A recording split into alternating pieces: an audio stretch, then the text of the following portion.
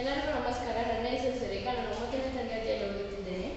ಇವಾಗ ಈ ಪ್ರಾಜೆಕ್ಟ್ ಹೆಸರು ಬಂದ್ಬಿಟ್ಟು home based electrical energy generation methods ಅಂತ.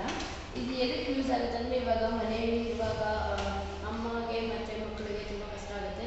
ಏಕೆಂದರೆ ಮಕ್ಕಳಿಗಂದರೆ ಓದೋಕ್ಕೆ ಬರೆಯೋಕ್ಕೆ ಮತ್ತು ತಾಯಂದಿರಿಗೆ ಅಡುಗೆ ಮಾಡೋಕ್ಕೆ ಏನಾದರೂ ಕೆಲಸ ಮಾಡೋಕ್ಕೂ ಕಷ್ಟ ಆಗುತ್ತೆ.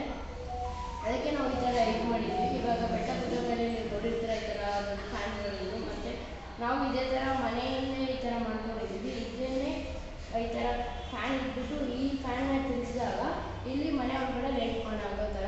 ಮತ್ತು ಸೋಲಾರ್ ಸಿಸ್ಟಮಿಂದ ಬಿಸಿಲು, ಈ ಸೋಲಾರ್ ಸಿಸ್ಟಮ್ ಬಂದ್ಬಿಟ್ಟು ಬಿಸಿಲನ್ನ ಎನರ್ಜಿ ತೊಗೊಂಡು ನಮ್ಗೆ ಯಾವಾಗ ಬೇಕೋ ಆವಾಗ ಮನೆಯಲ್ಲಿ ಯೂಸ್ ಮಾಡ್ಕೊಳ್ಳೋ ಥರ ಯೂಸ್ ಆಗುತ್ತೆ. ಮತ್ತು ಇದೇ ಥರ ಸೈಕಲ್ ಮನೇಲಿ ಕೂತ್ಕೊಂಡೇ ನಾವು ಇವಾಗ ಸೈಕಲ್ ಓಡಿಸ್ಕೊಂಡು ಅದೇ ಎಕ್ಸಸೈಸ್ ಮಾಡೋ ಸೈಕಲಿಂದ ಮಾಡ್ಬೋದು.